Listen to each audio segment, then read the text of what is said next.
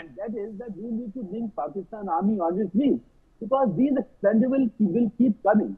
But the perpetrators, the people who are actually arming them, nourishing them, and there's no difference between the terrorists and the Pakistan army. Terrorists are only frontline soldiers, and that's what Musharraf has admitted, that's what Imran Khan has admitted. And even the current leadership says, oh, our madrasas are just now swarming to be unleashed. The point is, let's get the reality right.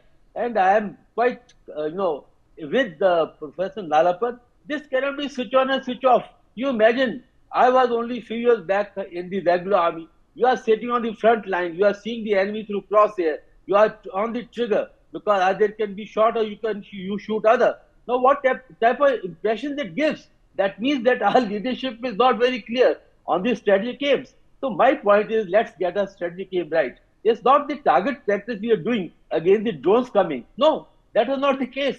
Our case was to hit Pakistan deep, which we did, and which should have carried on. So my point is, don't leave the victory halfway. Something like snatching defeat from the jaws of snatching defeat from the jaws of victory. That's exactly what has happened. So Rishabh, let's be more practical. You are a very practical person. I've seen. I always enjoy debates with you. But let's get the reality right.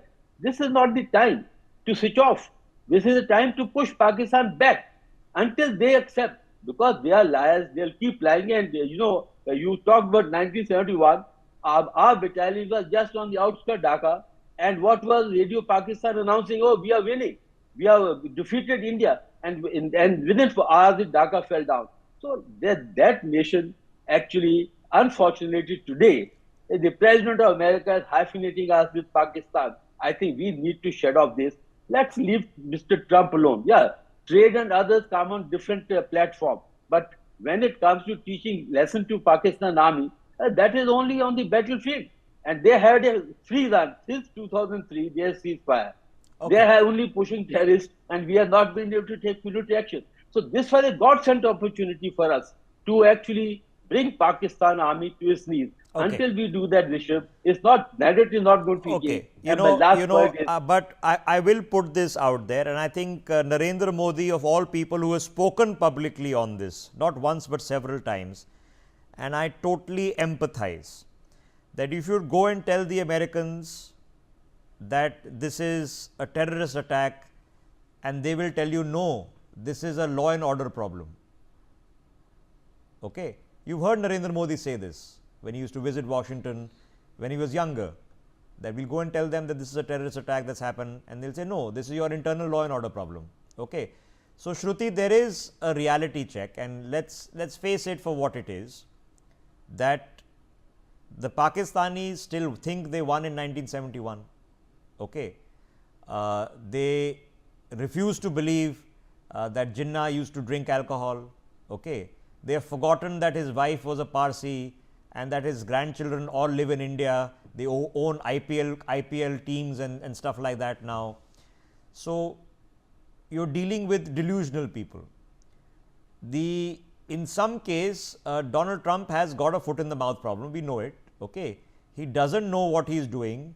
He should not be doing it. And even if he knew what he was doing, you have to care two figs about it, because you know what American thinks of good terror and bad terror. If it affects them, they care about it. It affects you, it's a law and order problem.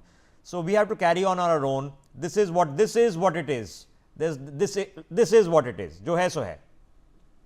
You're right. This is what it is. They did what they did, and we had to kind of save Donald Trump's face by coming and saying, okay, there has been a stoppage of fighting. I would really like to ensure that we stop using the word ceasefire, because the word ceasefire was only used by the US and the Pakistanis, and then throughout the world. The Indian press brief as well as the written statements does not mention ceasefire. It says stoppage of firing. So we knew that these people are going to come back, because that's what they've done. From every war till now, they've always come back after pausing and catching their breath. So we knew. So we've stopped fire. We let Pakistanis go ahead and do what they do best, and that is betray every single person and every single power that wanted them to call off the war or call off the hostilities. And now we are in the position of power again. We were when Pahalgam happened because we were on the right side. We had the moral high ground. And now we have the moral high ground Yeah, but again. nobody cares. You think the Americans care about the moral high ground? You think We the shouldn't British care care about about the them. moral high ground? We So shouldn't care exactly. about So them, just like Israel doesn't care about it them. is absolutely. I promise you. I asked this question to an American that how come you guys can't figure out that when somebody is shot in the head in front of their wife and children that this is a terrorist attack? And he says, and it's an honest answer. He says, Rishabh, there are people in America who think Hamas is a charity organization. They think Hezbollah is good for the planet. They come out in the streets protesting in favor of them. So if we can't figure out Hamas and Hezbollah, how will we ever figure out LET and Hezbollah? And I completely empathize with that poignantly realistic logic. So, jo hai so hai, Shruti, it is.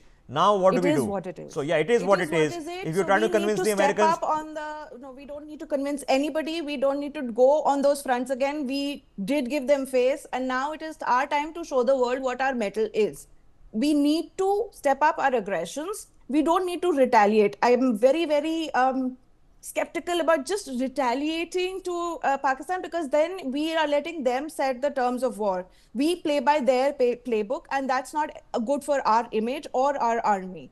So we need to play our own game now. We need to stop caring about what the world thinks about us. And so our press narratives, our narrative warfare has to step up. Our war on ground has to step up, and we need to stop caring about what anybody is going to do to us afterwards. Okay, so let's examine how, and then I'm going to take a very short break. Okay, there's a press conference coming up at 11 o'clock. Stay in tune for that. The MOD will be giving the press conference. Professor Nalapat, so let's examine how exactly.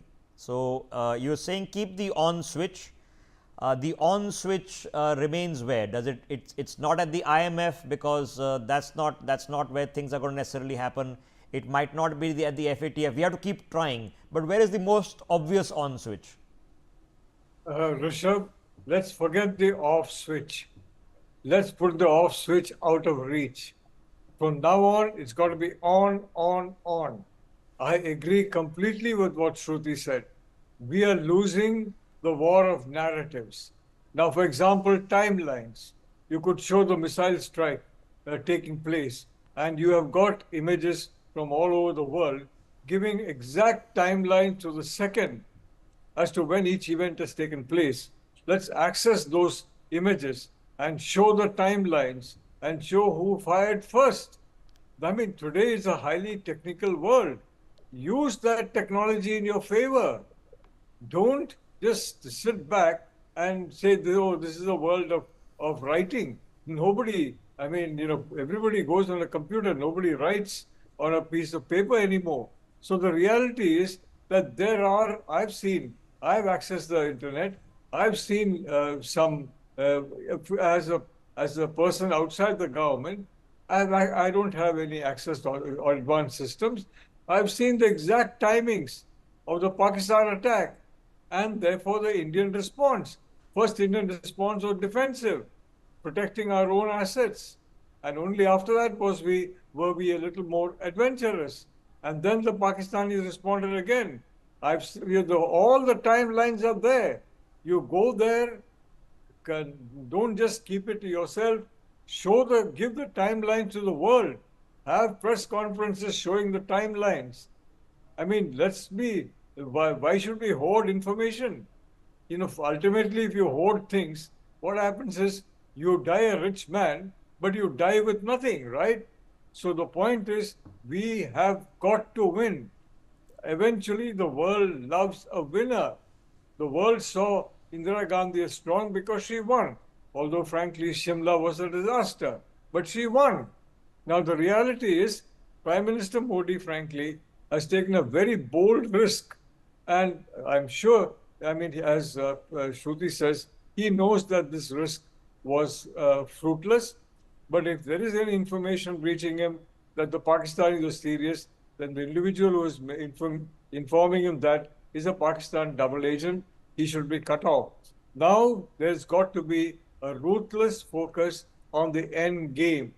And the end game is very simple, very, very simple. The end game is the destruction of Terroristan. frankly, Shruti, yes. I mean, let's give a 360-degree view. You can't go against the whole world when the whole world is claiming that quickly.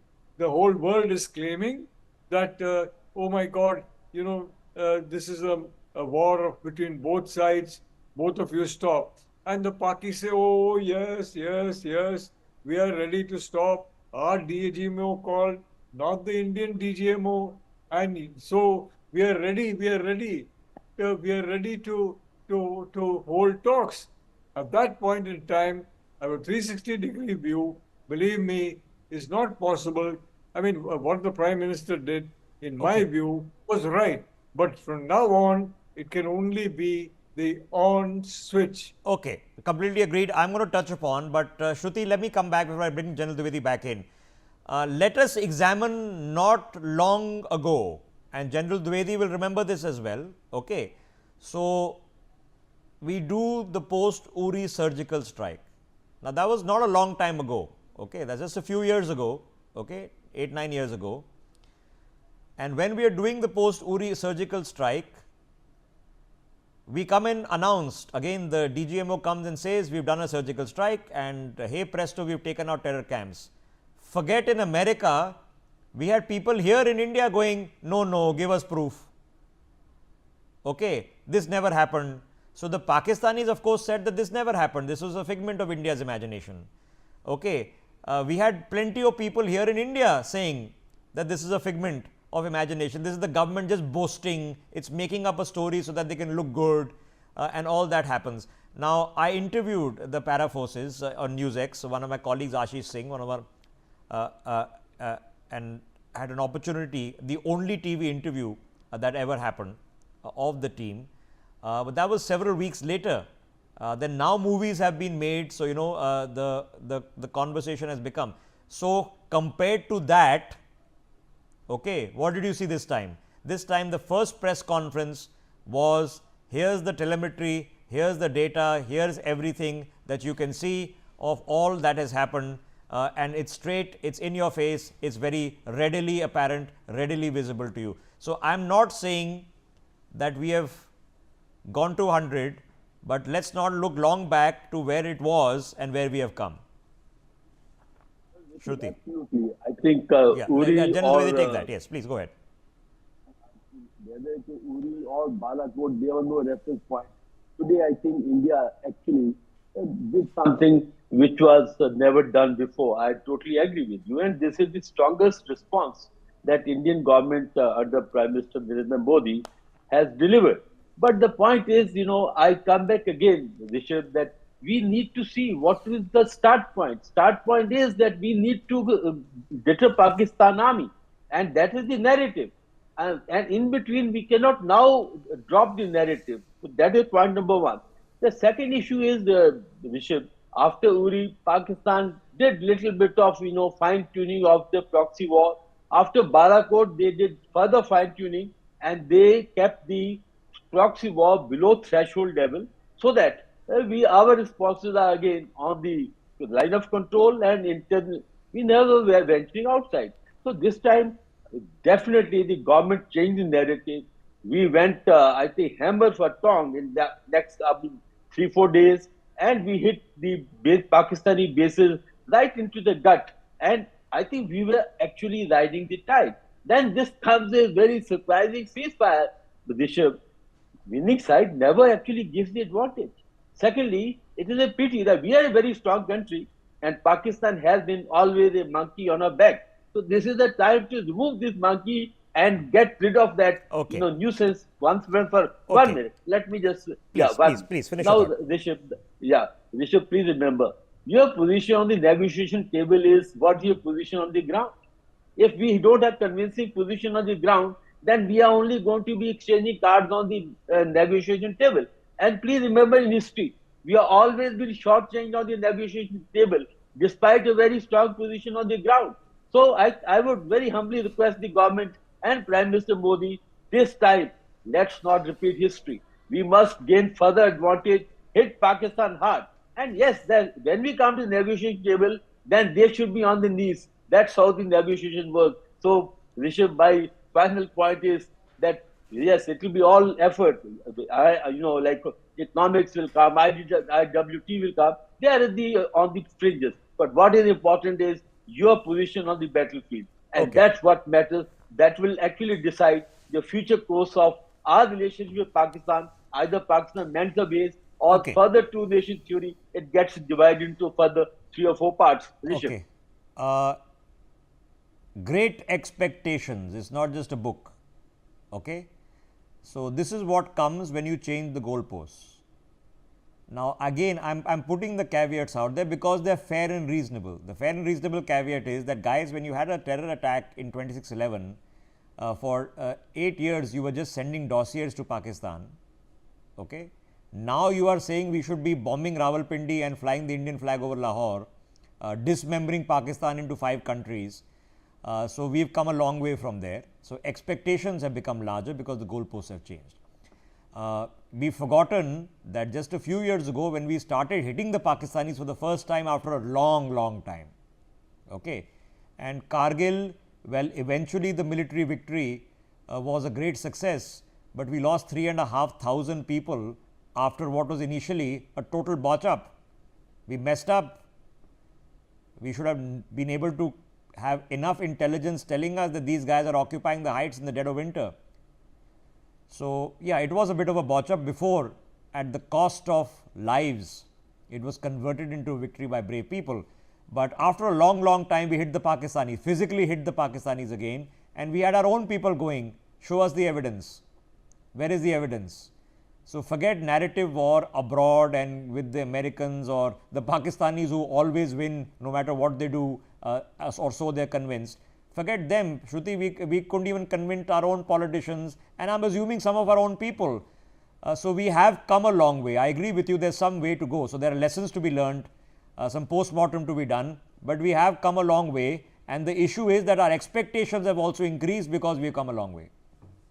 You're absolutely right. We need to first understand that within the 2 hours of the stoppage of firing that was happening across the border, we had people from our side of the border asking, the terrorists that attacked Pahalgam, have they been caught?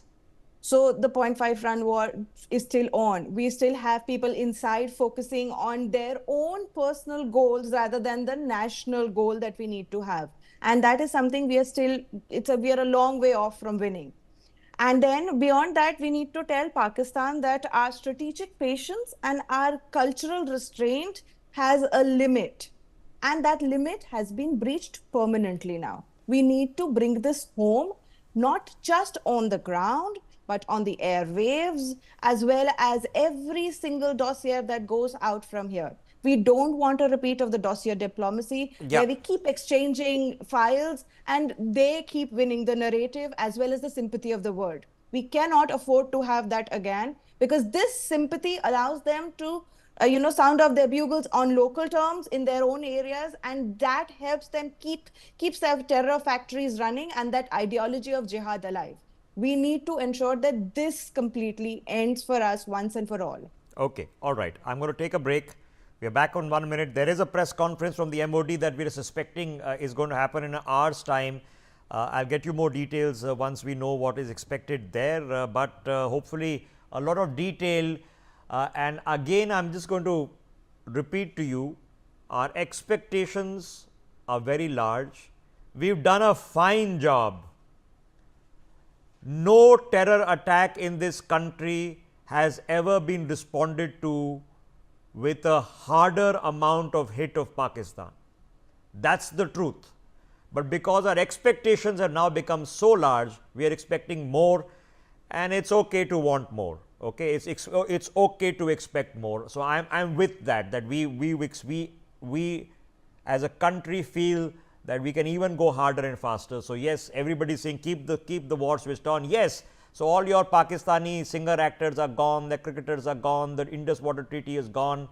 These things remain, and we have to keep on hitting out on this.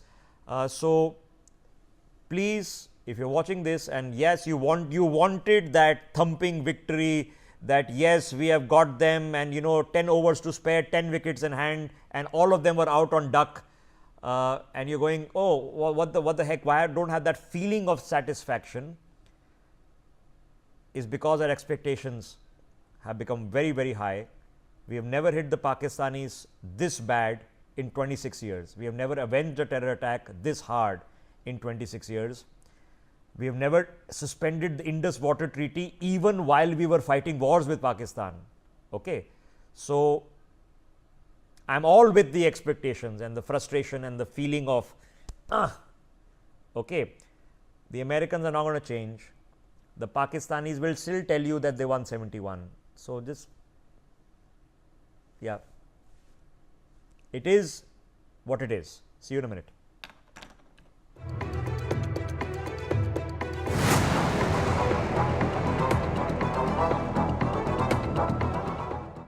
अब आया असली स्वाद। अब आया स्वाद। जब स्वाद के पड़े हो लाले तो MDH का चंकी चाट मसाला डालें। MDH का Chunky chaat masala. MDH। It is now confirmed that India has carried out 9 strikes into Pakistan. सस्ते वाले दाल मसाले स्वाद हुआ बेकार। MDH की हल्दी मिर्ची धनिया करे कमाल। ये रंग दे, ये खुशबू दे, ये तीखा, ये कम पड़े। क्या निराला MDH masala. It is now confirmed that India has carried out 9 strikes into Pakistan. आपके घर के खाने में रेस्टोरेंट जैसा स्वाद ले आए MDH का शाही पनीर मसाला। पनीर को क्या मस्त बना डाला।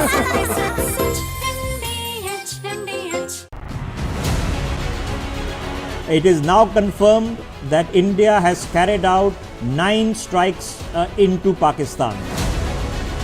सस्ते वाले दाल मसाले स्वाद हुआ बेकार। MDH की हल्दी मिर्ची धनिया करे कमाल। ये रंग दे, ये खुशबू दे, ये तीखा, ये कम पड़े। क्या निराला MDH मसाला। इन्होंने हेल्थ इंश्योरेंस नहीं लिया और हॉस्पिटल्स के लाखों के बिल चुकाने में अपनी सारी सेविंग्स गवा दी। और इन्होंने पॉलिसी बाजार से हेल्थ इंश्योरेंस लिया, जेब से एक भी पैसा खर्च नहीं हुआ और पॉलिसी बाजार ने कैशलेस क्लेम दिलवाने में इनको पूरा सपोर्ट किया। तो रिस्क मत लो, पॉलिसी बाजार से 1 करोड़ का हेल्थ इंश्योरेंस सिर्फ 360 रुपए महीने से शुरू। असली तड़के वाली, ये तो बड़ी समझदार, बड़ी होशियार। वही टेस्ट का असली टेस्ट MDH जिन जगह लिखते हैं। चलो बेटे टाइम हो गया। मुझे मत ले जाओ, चलना पड़ेगा। मेरी फैमिली, बच्चों की पढ़ाई, घर का खर्चा, इन सब का क्या होगा। फैमिली के लिए पहले टर्म लाइफ इंश्योरेंस लिया होता तो आज ऐसे रोना नहीं पड़ता। सॉरी। आखिरी वक्त पर मत पछताओ, आज ही पॉलिसी बाजार से टर्म लाइफ इंश्योरेंस करवाओ। 2 करोड़ का टर्म लाइफ इंश्योरेंस सिर्फ 700 रुपए महीने से शुरू। चलो भाई। अब आया असली स्वाद। अब आया स्वाद। जब स्वाद के पड़े हो लाले तो MDH का चंकी चाट मसाला डालें। MDH का चंकी चाट मसाला। MDH। इन्होंने हेल्थ इंश्योरेंस नहीं लिया और हॉस्पिटल्स के लाखों के बिल चुकाने में अपनी सारी सेविंग्स गवा दी। और इन्होंने पॉलिसी बाजार से हेल्थ इंश्योरेंस लिया, जेब से एक भी पैसा खर्च नहीं हुआ और पॉलिसी बाजार ने कैशलेस क्लेम दिलवाने में इनको पूरा सपोर्ट किया। तो रिस्क मत लो, पॉलिसी बाजार से 1 करोड़ का हेल्थ इंश्योरेंस सिर्फ 360 रुपए महीने से शुरू। आपके घर के खाने में रेस्टोरेंट जैसा स्वाद ले आए MDH का शाही पनीर मसाला। पनीर को क्या मस्त बना डाला।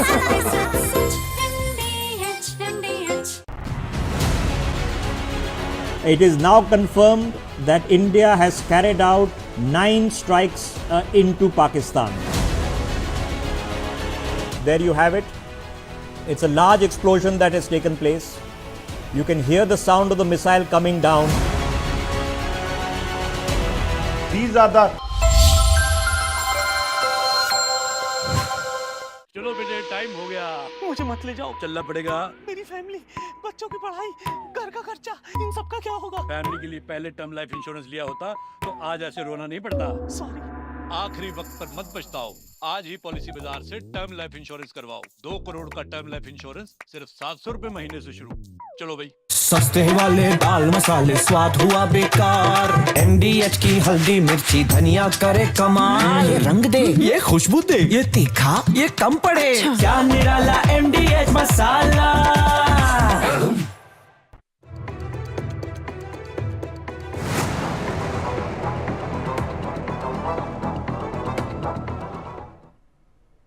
Welcome back, viewers. You're watching NewsX and I'm Simran. Let's begin, in fact, with the focus on the breaking developments that we are catching very clearly after Islamabad has opened to the ceasefire. One gate at the Baglihar Hydroelectric Power Project dam, built on the Chenab River in Ramban, has been opened.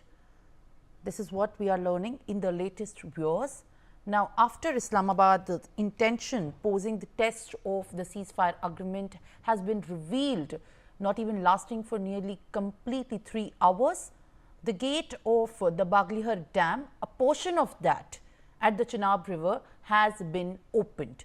One gate has been seen opened is what we are learning. While to understand and get more details on that, I have my colleague Ajay Jandyal joining me live on the broadcast. Ajay, now as Islamabad has completely revealed the intentions of not having to maintain the peace and follow the suit, now the latest visuals that we are looking at on our screens is from the Chenab River, where one gate of the Baglihar Dam has been seen opened. What does this mean and what are you picking up as far as the reality of this is concerned at this given point of time? See, after the Indo-Soviet water treaty was suspended between India and Pakistan, there was action that water which was flowing towards Pakistan that was stopped, that we have seen. But it was not only that it can be permanently stopped, as we know that there was rain, heavily raining over there in the upper reaches of the Chenab Valley. We have seen that glaciers also melting during the summers, and that's why the water level is increasing. So there are several other issues that water has been released, and it is only because to maintain that how much water required in the dam and how much water needs to be released. That will, SOPs that will release accordingly, and then.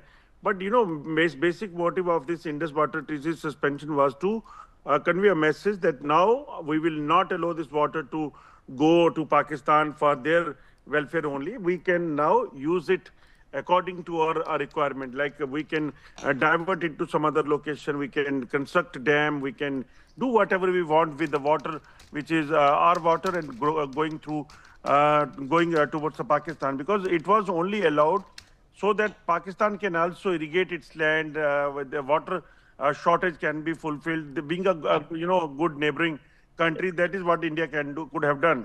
So that is what they were doing. But now, after this massacre of the 26 people in Pahalgam, and after ceasefire violation number of times in Jammu and Kashmir, this was decided that now we will not tolerate this, and we will definitely go according to our requirement. We can divert it, we can stop it, we can construct dams as well. Whatever we want, we need, we will do it in the future time. Well, absolutely, Ajay. In fact, this is reportedly also aimed at the management of the rising waters at the Chenab River, triggered by the heavy rainfall in the region, and also to manage the dam pressure. Thank you very much for adding more details. Now, viewers, let's shift our focus to other developments, where at one hand, in fact, Indian side is looking at what's happening after Islamabad has opened and revealed the intentions. Nepal, another neighbor, has assured India against the use of its territory for anti-neighborly activities. Indian Ambassador Naveen Srivastav has briefed Nepali Prime Minister KP Sharma Oli about the Operation Sindoor, India's retaliation against Pakistan following a terrorist attack that has killed 26 tourists, including a Nepali national.